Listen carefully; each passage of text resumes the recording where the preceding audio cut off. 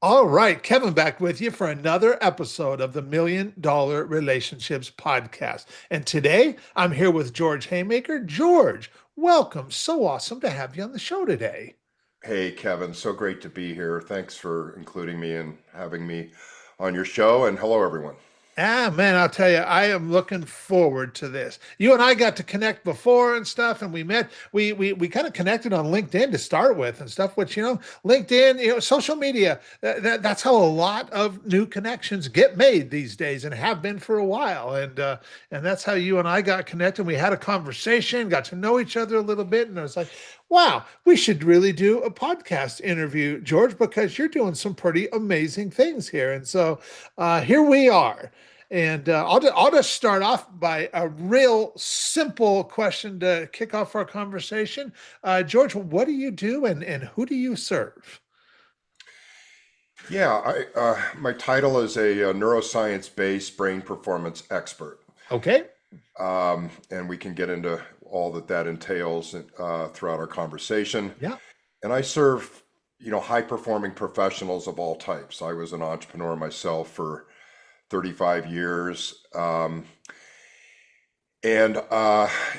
that experience, I struggled quite a bit mentally. Okay. And so at a point in time, uh, I needed to stop and take an inward look at my mental experience and how it was affecting me as I was running these businesses. And that point in time caused me to look much deeper into my brain than I had ever had before. And it led me down this path of, neuroscience and understanding the brain, how it's designed, how it functions, the conditions it needs to be successful. And it was just so illuminating and interesting. I just became engrossed in it, passionate about it, and ended up starting a second career in it because I wish I had known then what I know now. It would have served me really well during those years of operating businesses. Yeah. Wow. Wow. Well, and that, I would imagine it's that experience that just totally was the catalyst for you getting into doing what you do now. And so what was the progression from having that experience to running the business that you now have and doing what you do now, serving high performing entrepreneurs, George? Yeah, I decided at the age of 30 that I wanted to be an entrepreneur. After college, I went to work for a large hotel company and did well. Okay. But like most of your listeners, I had this calling within me, this voice that said, you need to do your own thing. And some of that was the result of how I was brought up. My dad was a high achiever. Um, I did a lot of fending for myself as a young person. We moved a lot. I was in and out of schools constantly, always having to adjust and pivot and find my way and adapt. A lot of which entrepreneurs do. And then my parents moved overseas when I was in ninth grade. I stayed here in the U.S. and went to boarding school. So it was just a lot of independence building. Okay. And I struggled with self-worth just because I was always uncomfortable in my environments because they were always new and changing, right? Okay. But after a while, I kind of got used to it and began to thrive in it. And again, I think that's kind of the DNA of an entrepreneur. And so it became clear to me at the age of 30, I needed to do my own thing. And so I went into various types of businesses over the next 35 years, small to medium sized products and services, a whole range of industries, just whatever, the timing wise, whatever came to be at that time. It's just weird how things kind of happen in your life at certain times. So everything from manufacturing to distribution to restaurants to a consumer packaged good brand to telecom. Um, but all that while, I was a very intense individual, very prone to getting stressed out, very activated, my nervous system, always having to prove myself, to prove that I was worthy. Mm. And so a lot of tendencies towards perfectionism, waking up every morning wondering what's going to go wrong today and, how to avoid there's just this constant pressure to avoid mistakes. And it began to grind on me. And so I developed a lot of anxiety. And actually, it started earlier in childhood. And I started coping along the way with alcohol. And so that was kind of my pattern. I was successful in business, but grinding underneath. And then I would get so activated that I would cope with alcohol. And eventually I started having some surgeries on some joints and I became introduced to pain pills. And so at the age of 52, long story short, I succumbed to addiction to alcohol and pain pills. And it brought me down hard. And that was the moment that we're talking about where I ended up in rehab and had to take a hard look in the mirror and realize that that way of living was not sustainable. And I was at the end of the rope and I had to change or expire. I mean, I was going to go out of the world that way. It was that bad. Wow. And so yeah, I as an entrepreneur will, I reached deep within me and said, I'm not going to go out of this world this way. It's not what I want to be known for. I don't want it on my family's name. So I'm going to reach deep into my pool of perseverance, as entrepreneurs do, and try again. And I know it will have to be completely different than everything I've tried to this point, how I've led my life. And so I released all of that, preconditions about what I thought, and said I'm going to start listening to other people and figure out what other methods are out there. And that's when I started to read about the brain and learn, what an addictive brain looked like and how the brain functions and what I was going to need to do with it to change. And so my life got better. I had a great sponsor who I want to talk about later, who was really instrumental in my recovery. But this whole passion towards neuroscience and the brain just began to flourish. And I got so into it that I said, enough of this other kind of businesses that I've been operating. Let me make a career out of this because I find it so meaningful. And I also began to understand that other people out there, entrepreneurs and other professionals, don't understand how their brains work. And we just take them for granted and expect them to perform and be there. And we don't really quite understand what they need to perform well. And so we just kind of don't investigate it. And we just count on it to be there. And that's not, I found that to be not a good strategy. And so what I bring to the world today is education to professionals around, here's your brain, here's how it's designed, here's how it functions. Here are the conditions it needs to function well.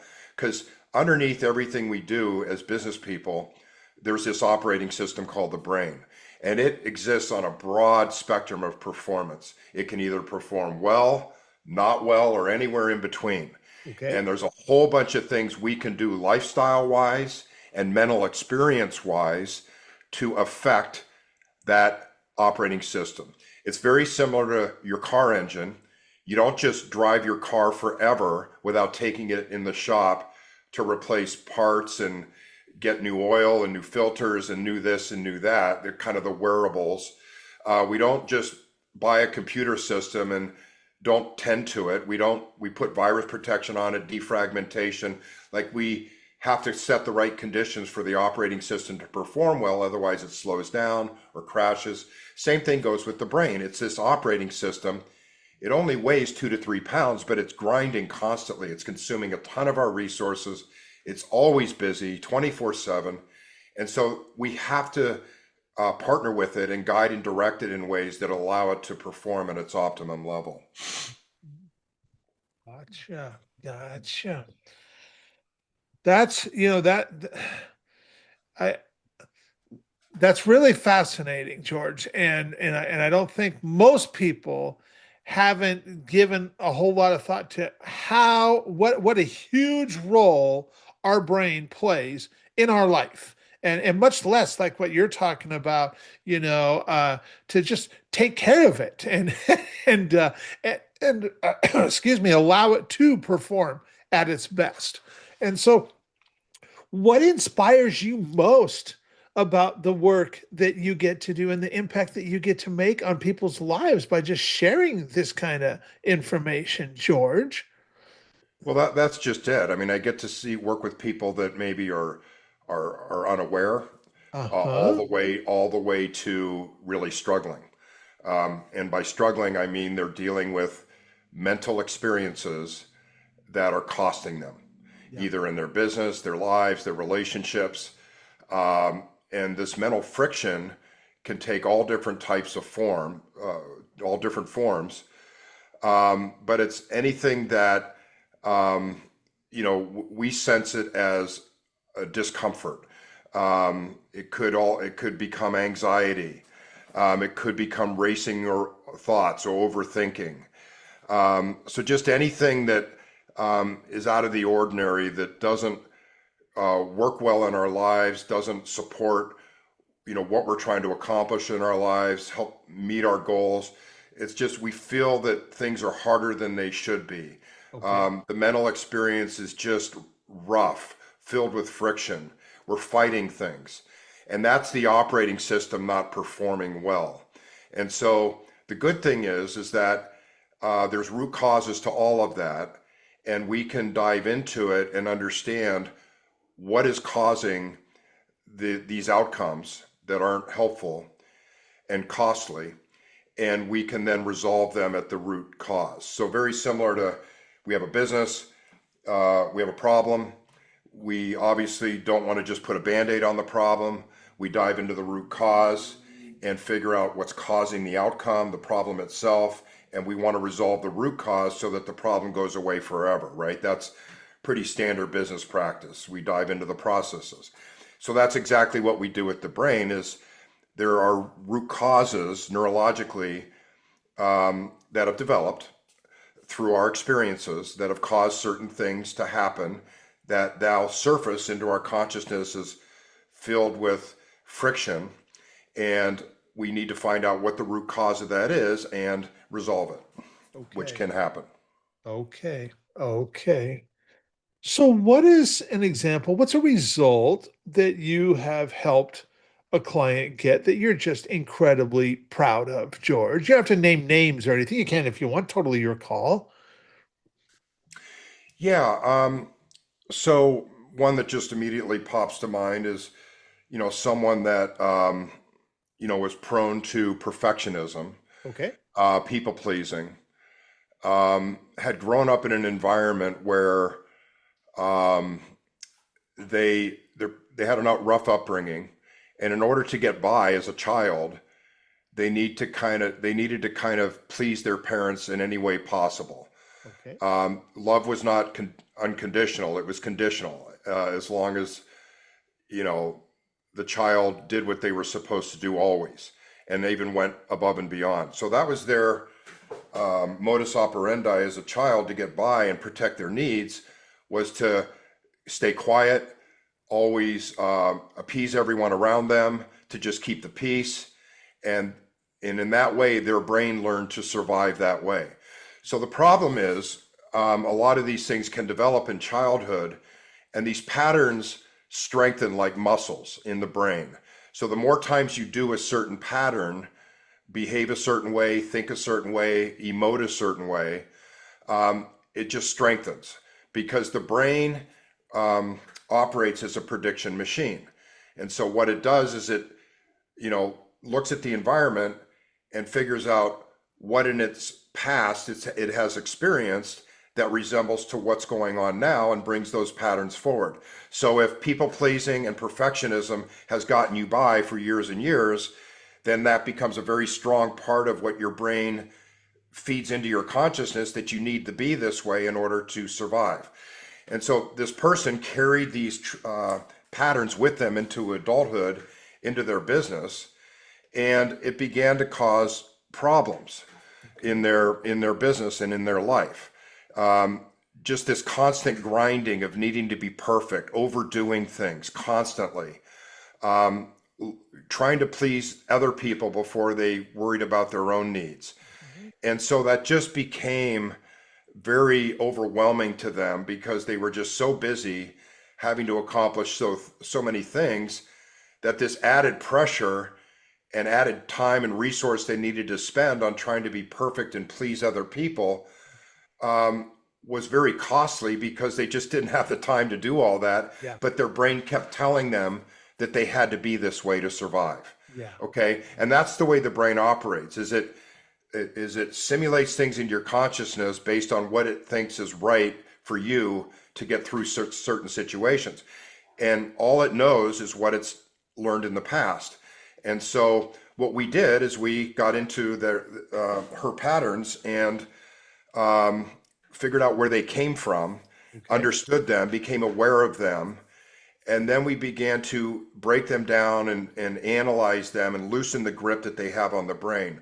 The problem is these patterns can get very emotionally charged because think of it, when you're a child and you're trying to just survive and keep your dad from getting mad, like you're scared.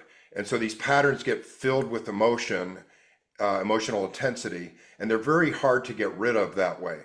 And so what we want to do is analyze them and break them down to the point where the emotion starts to come out of the pattern and the grip that they have on the brain begins to loosen.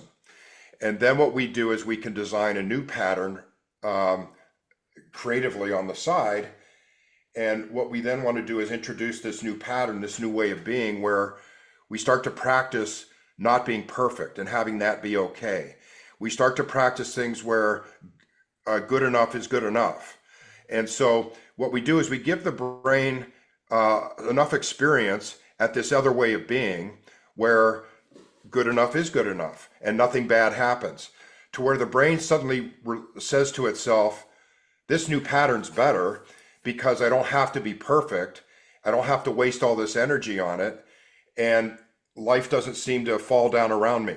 And so once we can introduce the brain to these patterns enough times, gracefully give it evidence that it works well, the brain will begin to prefer these new patterns. And that's you might have heard rewiring the brain. And that's what this is about, is it's designing new patterns that we'd rather have and introducing them to our lives and convincing the brain through experience.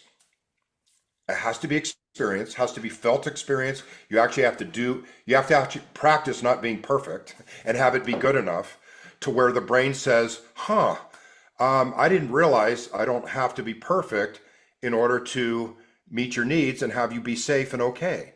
And so then once it gets enough evidence of that, it begins to release the other pattern and transform over into the new pattern.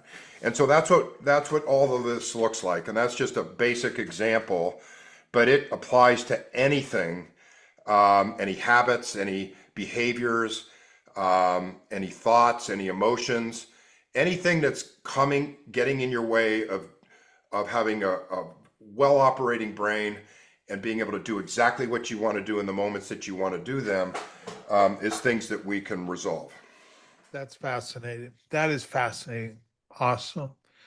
Well, okay. So now that we've got a little bit of context set here, and listeners have a little bit of an idea of just the expertise that you have and stuff. And I'm sure some of them are probably thinking at this point, man, I'd really like to have a conversation with George, and I'll make sure we provide contact info before we call it a wrap on this interview here and stuff. But now that we've got this context set, I want to switch gears just a little bit.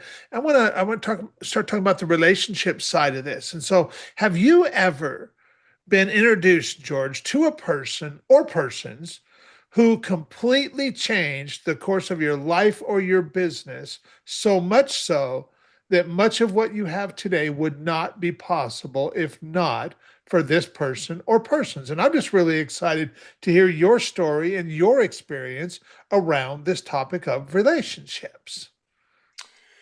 Yes, I'd like to highlight two people. Okay. And with the background that I'm not a huge relationship guy. Okay. I was a loner for a lot of my life Okay. because I moved constantly, didn't establish any long-term friendships really because of all the moving. Okay. And I just became very self-sufficient and independent. So those were patterns that I developed where I learned to be very much okay with myself. But the two people I'd like to highlight are my father, first and foremost. He was my idol. It was a a conflicting relationship because I loved him dearly and admired him, uh, so much about his capability and what he was able to achieve and the man that he was. But he was also early on difficult to live with, little detached. I received a lot of physical discipline, um, and so I admired this guy. It was a critical attachment for me because didn't really have any friendships because I was moving so much with him. I looked to him for that attachment, and yet I would get punished for things I didn't feel like I should get punished for. And so there was that uh, constant friction around, that where I was just needing his love and wanting his acceptance, and yet not feeling like I was giving it all to that he wanted me to be. And so that became difficult. But as we grew older, we became just wonderful friends. He helped me so much in my business career. Anytime I had questions, he was always there for me, invested in my businesses. Um, just I can't say enough. And the other cool thing was that at the age of 52, after I had left rehab, I needed him to go into therapy with me to just resolve some of the physical discipline that I had received as a child, and the Okay. fact that it contributed to me wanting to cope with substances. And he gracefully came into therapy with me and shared that experience and listened to me, cried, felt really remorseful that anything that he had done to, caused what had happened to me. And it just only made my admiration for him grow because he helped me through that part of my life that was difficult. So he's no longer with us, but he'll always be my hero. The second gentleman was my sponsor, who was a businessman himself, an entrepreneur. Um, as a younger person, when he had gotten into trouble with substances, he actually spent a couple years in San Quentin. But he was a very polished individual, but just hardcore, but kind. This great combination of empathy and compassion, yet here's the way it works. And we have to stick to the plan. And so he really helped me in my first 4, 5, 6 years of recovery, while I was learning all these things about neuroscience and the brain. And Okay. then I began to take over my recovery for myself. But those two individuals are really instrumental in my where I'm at today, what I'm doing, the fact that I've recovered. I'm a completely different person than I was 13 years ago when I hit my bottom, and can't thank the two of them enough. Yeah. Yeah. And that, do you think that you would have recovered without both your dad and your sponsor involved in your life? Do you think you could have done that on your own, or do you think that would have been impossible to do without the roles that each of them played in that process?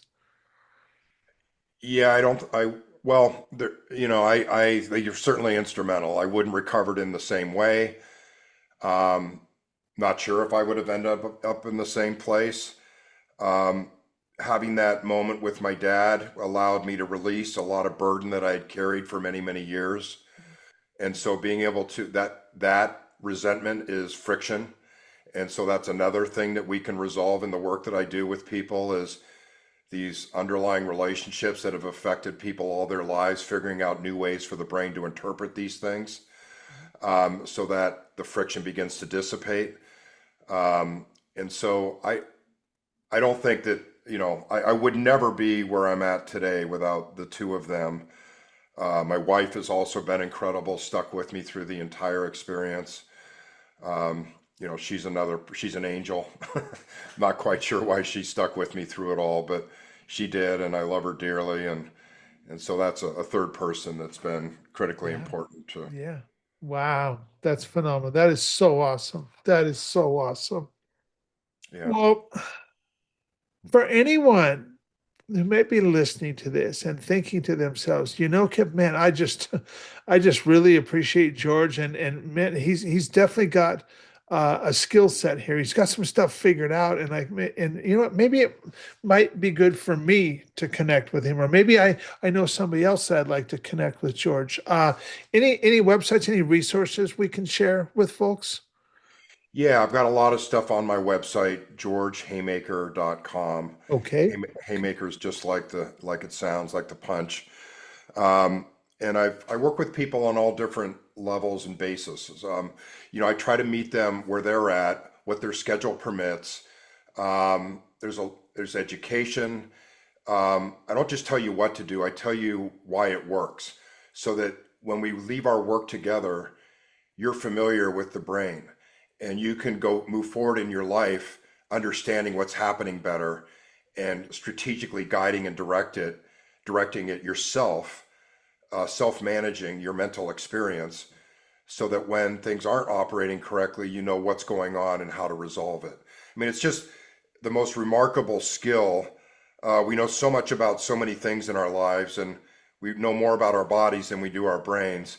But the brain is the 2 to 3 pound organ that produces all of our success, happiness, and fulfillment. And so to not know more about it is really cheating ourselves the opportunity to have a more rich experience. And by doing so, we can achieve our goals better, because we can um, improve the optimize the performance of the organ itself.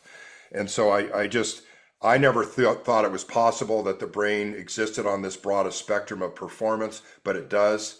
And so I really encourage people and give them hope and encouragement that if they're experiencing anything difficult, these things can be resolved. You just need to understand how it works, what's happening, and the design of the brain and what we need to do to get it to shift, and resolve the things that are happening. Yeah. Yeah. Okay. Okay. Well, I'll tell you, George, I really appreciate you taking the time to have this conversation today, and I'm really excited to get this out there and share it with folks, because I think this is going to benefit a lot of people, and just letting them know about this stuff and just help it make them more aware of this kind of stuff, and maybe even like some of the challenges that they're having. They might just listening to you be going like, oh, now they start putting two and two together and maybe this is what's going on, and just helping you figure out how to get through some of that kind of stuff. And so yeah. Yep. 100%. And just that awareness and knowledge and understanding really calms our nervous system down. Because when things are a mystery and we don't understand, that's where uncertainty begins to Yes. creep in. Yeah. And the brain hates uncertainty. It gets really activated when it doesn't understand things. So Yeah. Yeah. um, yeah, just I really encourage people to look deeper into their brain and how it functions. Yeah, yeah.